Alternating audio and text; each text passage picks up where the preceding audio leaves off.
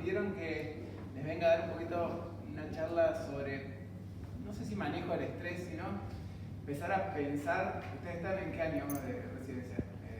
Segundo. Bueno, empezar a pensar ya desde ahora cómo nos vamos a desenvolver en nuestra práctica diaria. El estrés es inevitable, va a estar en todos lados.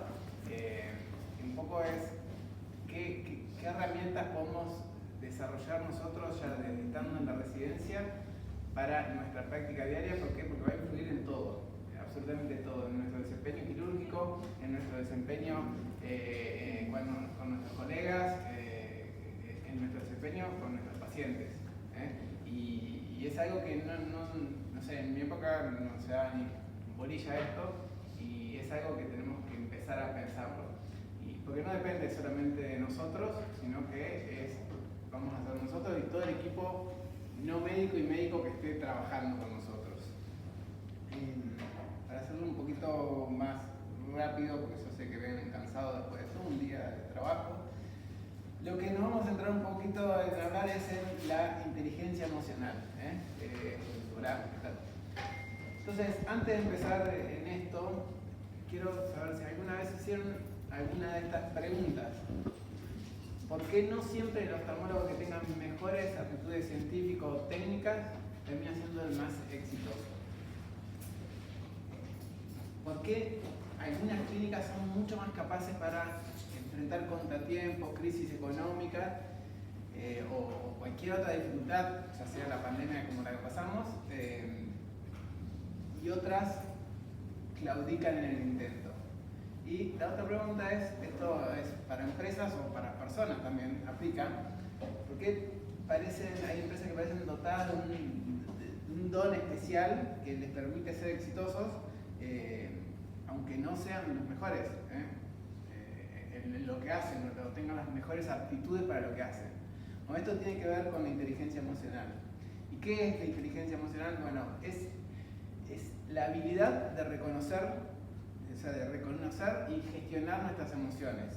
Es muy colgado en una palmera, ¿no?, escuchar todo esto, pero es la capacidad, o son las habilidades que nos dan autocontrol, una habilidad de empatía, de escuchar al otro y de poder resolver diferentes conflictos. Eso es la inteligencia emocional. Y es algo que no es que viene, nos cae del cielo, no, es algo que se entrena, que tenemos que entregar. Porque ustedes están pasando en el momento de la carrera que es bastante estresante y bastante conflictivo y bastante competitivo también, porque están compitiendo todo el tiempo y mañana cuando terminen la especialidad van a seguir compitiendo. Bueno, es el momento de empezar a desarrollar y a entrenar estas habilidades. ¿Qué pasa cuando no hay o falta esta inteligencia emocional, o no tenemos la capacidad de desarrollar todas estas habilidades? Bueno, empiezan los conflictos interpersonales, la disminución en rendimiento, empiezan los errores, empieza un ambiente laboral tenso. Es imposible que ustedes puedan resolver alguna complicación o resolver algún conflicto si tienen arriba a alguien que les está quemando la cabeza, les está pesando la cabeza o les está exigiendo continuamente. Entonces, ustedes el día de mañana, alguno acá seguramente va a ser jefe de residente y va a ser un líder, van a ser líderes en donde estén. Bueno, el liderazgo no se entiende como bajar línea y bajar órdenes, no. El buen liderazgo se entiende como la persona que primero se conoce, sabe cuáles son sus límites en las emociones, sabe cuándo va a pisar la cuerda floja o cuándo no, y sobre todo sabe cómo hacer que los demás se sientan importantes. Todo esto lleva a un trabajo en equipo. Ese va a ser el buen líder. Pero para ser un buen líder tenemos que conocernos primero. Hay una anécdota que se enseña hoy en las escuelas de piloto sobre en 1978 en Oregon, un piloto que era un crack, pero empezó a tener problemas en el avión y ninguno de la tripulación se le animaba a decirle algo sobre lo que estaba pasando, sino él lo quería resolver solo. La cuestión es que, esto es una historia verdadera, que terminó consumiéndose todo el combustible del avión, se estrelló, murieron 10 personas. A partir de eso, esto se enseña en las escuelas de piloto, porque justamente resaltan el valor del trabajo en equipo. Y ahora vamos a pasar esto a las residencias.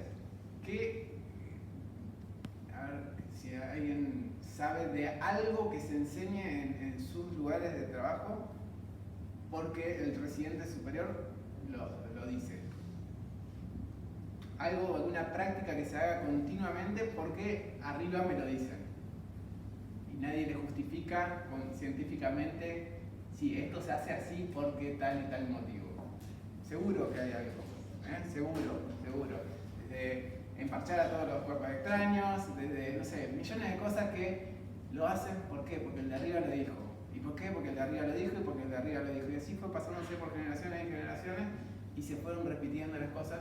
Y como antes eran un poquito más verticalistas las residencias, sobre todo, nadie se animaba a contradecir lo que se decía. Bueno, eso traten de ir cambiándolo, eso hay que cambiarlo. Porque hoy primero practicamos una medicina basada en la evidencia. Entonces, cualquier experto que esté en su hospital tiene menos autoridad que un trabajo bien hecho. Entonces, si alguna vez les bajan línea por tal o tal motivo, ¿por qué? Porque esto se hace así, no. Eso hay que empezar a cambiarlo. Y eso es lo que hace un buen líder. El buen líder va a escuchar la sugerencia, el buen líder va a tratar de resolver el conflicto, y si el residente inferior está equivocado, bueno, se le enseñará. Pero si nosotros no lo empezamos a entrenar a esto, no lo vamos a desarrollar nunca. Y mañana vamos a salir a los consultorios por nuestra vía y vamos a seguir repitiendo lo mismo.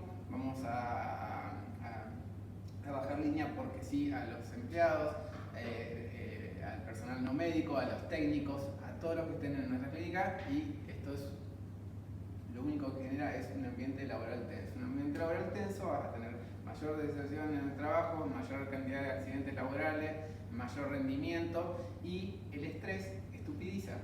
Una persona que está bajo estrés actúa en automático, no piensa. Entonces, esas habilidades de autoconocimiento, autocontrol, son las cosas que tenemos que empezar a entrenar justamente para no caer en eso.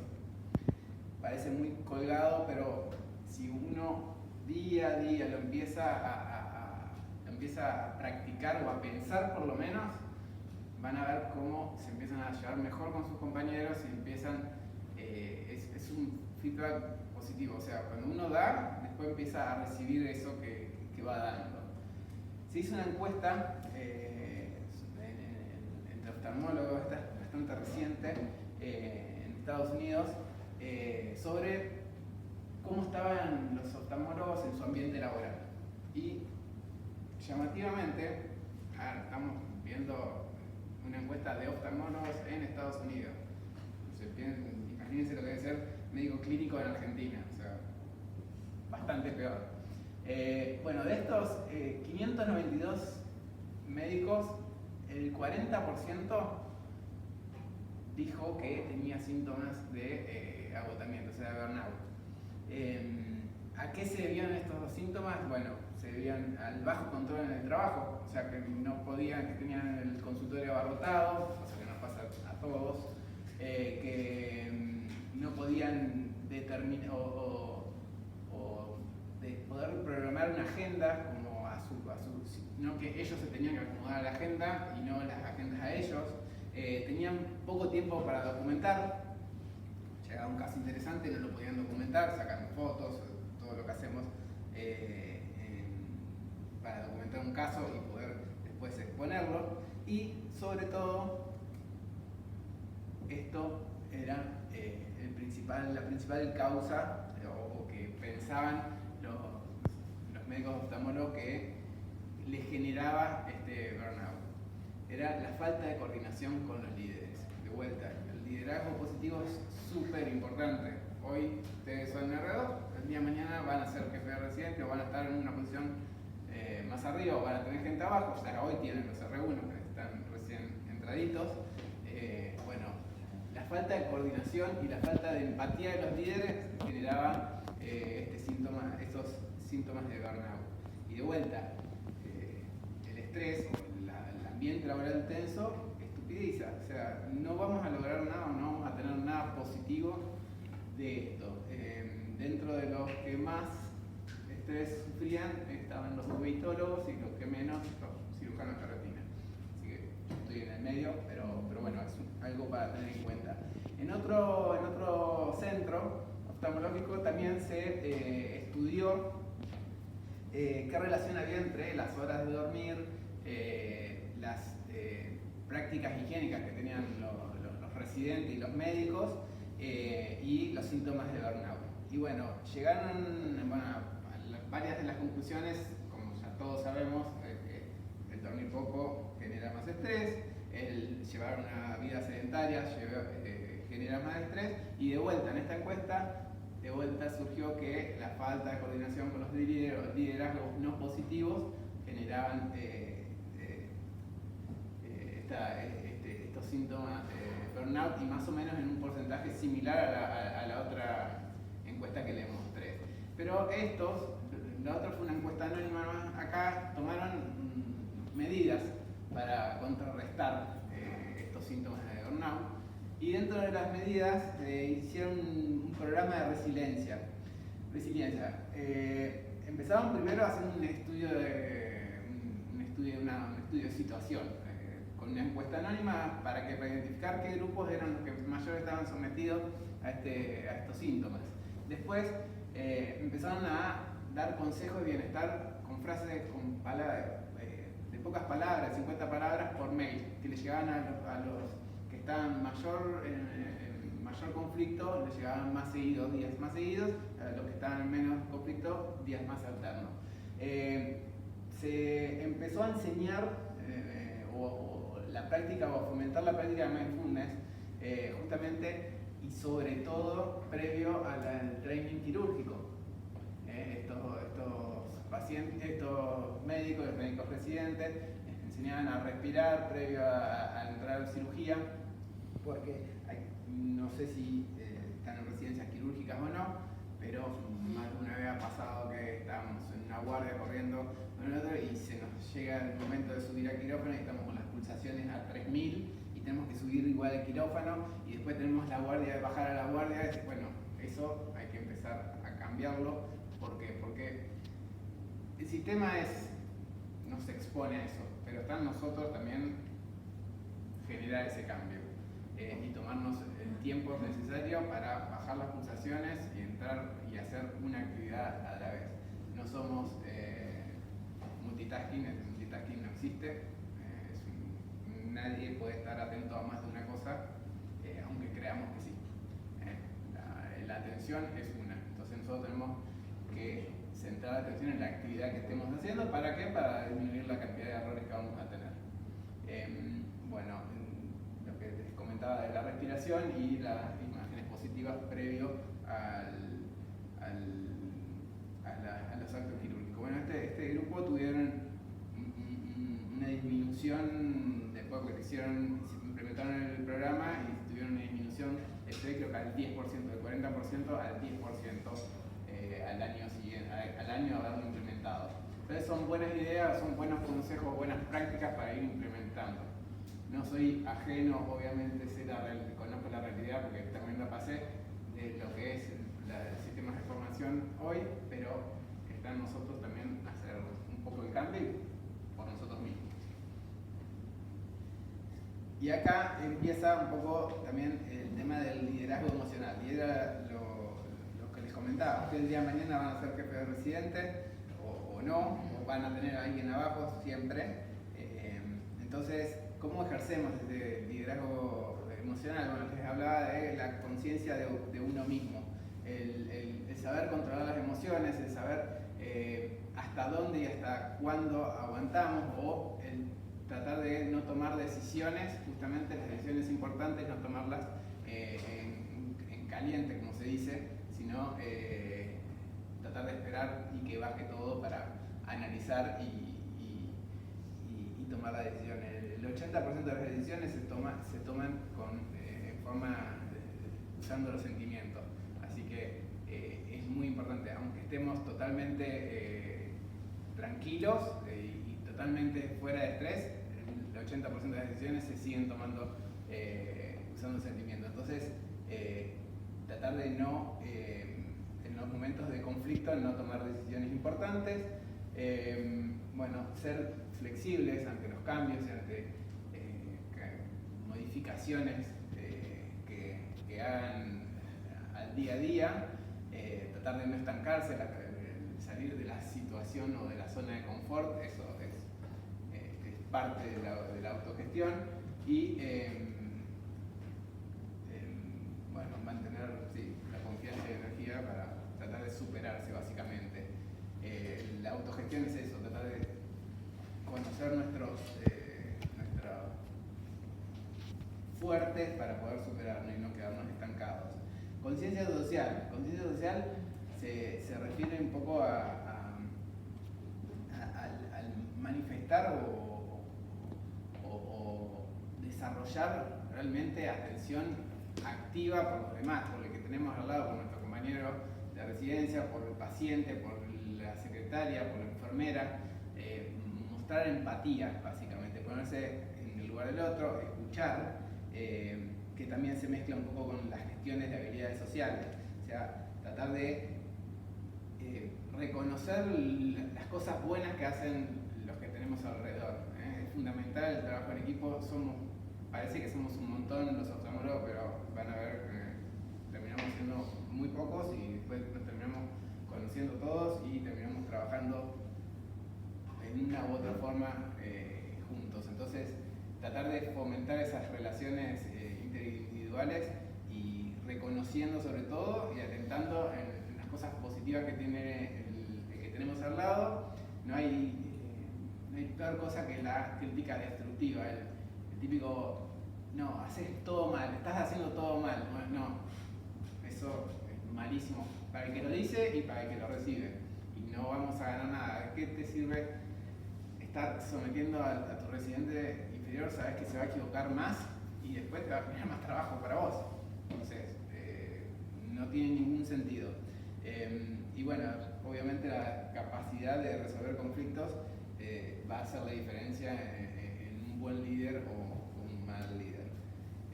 Y como para ir ya finalizando sobre esto, esto también se aplica y por eso en nuestro consultorio. Y les va a hacer la diferencia aplicarlo o no en el consultorio. ¿Por qué? Porque después los pacientes lo van a elegir. Y hoy los pacientes tienen antes el acceso al médico era como más acotado, como ibas al que te tocaba y listo. Hoy googlean y estamos cualquiera en todos lados y cualquiera se enroscó cuando salió de tu consultorio y te puso una queja en Google y no la sacas más. Entonces, tratar de hacer una buena medicina les va a hacer la diferencia. ¿Y cómo lo van a lograr? Bueno, pensando primero que el paciente no viene solo porque tiene un cuerpo extraño, tiene algo en el ojo, no, tiene toda una carga posterior atrás en la mochila, irritabilidad, otras enfermedades, conflictos familiares, todo eso lo trae. Bueno, el momento de la verdad, diríamos, que tenemos con el paciente, tenemos que tratar de entender eso a veces y no ponernos a la defensiva. Hay que comprender que una persona cuando entra a un consultorio, nosotros creo que hay un estudio que dice que creo que son en 3 segundos, el 80% adivina ya el diagnóstico por lo que viene el paciente, más o menos. Ya uno lo ve entrar y cuando se sentó y empezó a hablar, ya uno sabe por qué viene. Bueno, del otro lado también, el paciente cuando entra tiene una memoria que cualquier gesto, cualquier cosa que no le guste, ya le va a generar una sensación negativa. Por ejemplo, algo que lo veo un montón es médicos que atienden con el teléfono en la mano. Eso, evítenlo, chicos, porque es lo primero que ve el paciente, ya no me estás prestando atención. ya está, tenés un teléfono en la mano, no me está. Yo vengo a que me atiendas a mí, porque soy único, y no le están prestando atención. Entonces, esa imagen ya el paciente empieza negativo. Ni te cuento si el paciente estuvo 4 horas para llamar y sacar un turno, porque no le contestaban. Si encima cuando llegó, la secretaria lo tuvo, porque estaba jugando el Candy Crush, lo tuvo parado 20 minutos más, y cuando se fue a sentar las sillas estaban rotas. Bueno, tenés muchas más posibilidades de que ese paciente, si sale algo mal después, te haga un juicio, que si todas las otras etapas hubieran funcionado mejor. Entonces, obviamente que no depende de nosotros solos, pero nosotros tenemos ese poder de persuadir o de dar la primera imagen, y es sumamente importante. Hasta si las cosas van mal, porque van a ir mal en algún momento, seguro van a ir mal, porque el que no le va mal es porque no lo hace, básicamente, o sea, hasta sea una cirugía, el que no se le complica una cirugía es porque no la hizo nunca. Entonces, tenemos que estar atentos y tenemos que ser un poco vivos en eso, porque es sumamente importante. Después, tomarse el tiempo de responder preguntas. Quizás en una primera consulta no la vamos a tener todo el tiempo a responder, pero en una segunda o le decimos, bueno, véngase, y seguimos, tratamos de sacar, evacuar las dudas, sobre todo las más importantes. ¿Por qué? Porque si no, evacuamos dudas, es una pregunta que quedó en el aire, eso genera un miedo, eso genera que vayan y le pregunten a la vecina le va a decir, no, a mí yo salí viendo de la cirugía, pero este paciente tenía retinopatía diabética, no va a seguir viendo seguramente la cirugía. Entonces, eso también, tómense el tiempo, y tiene que ver con evitar o saber pilotear un poco de lo que es el estrés postquirúrgico, el estrés post enfermedades graves. No sé, en mi experiencia, que yo veo pacientes con uveitis, pacientes que seguramente vayan a quedar ciegos muchas veces. ¿Por qué? Porque hay enfermedades que van a ser crónicas, las van a llevar o llegan tarde, muchos llegan tarde. Entonces, hay que saber acompañar ese momento, porque después todo nos vuelve a nosotros. Es así de fácil. Si nosotros ese paciente nos sacamos de encima, ese paciente después lo vamos a tener en la sala de espera, va a estar mal en la sala de espera, todos los demás que estén esperando se van a ir contagiando, y es todo una bola de nieve que se va haciendo cada vez más grande y nos termina explotando. ¿Y qué termina pasando? Terminamos odiando la profesión, y no es la idea. Y en nuestra era tratamos de tener, la competencia es grande, entonces tenemos que hacer un poco la diferencia, y tratar de hacer una medicina de excelencia. Obviamente estudiando, seguro, lo que les decía hoy, cuestionando, sobre todo, cuestionen. Ustedes están en la residencia, cuestionen. Todo lo que se les enseñe, cuestionenlo. Siempre, obviamente, con respeto, buscando evidencia. La evidencia científica está, pero cuestionense las prácticas, cuestionense los diagnósticos, cuestionense todos, aunque se los diga el más capo de todos. Porque eso nos va a llevar a hacer una medicina un poquito mejor, y tratar al paciente no como un ente o un ojo, sino como un paciente, y como todo el contexto que viene, toda la carga y toda la historia que trae ese paciente. Para finalizar, les dejo esa frase que es la compasión, que no se limita a sostener la mano ajena. Esa es una medicina de excelencia. O sea, tratar de pensar un poquito más allá, y eso van a bajar ustedes, no van a entrar en ese círculo de locura, y el paciente va a estar mucho más contento, y se lo van a agradecer. Bueno, muchas gracias. ¿Alguna pregunta?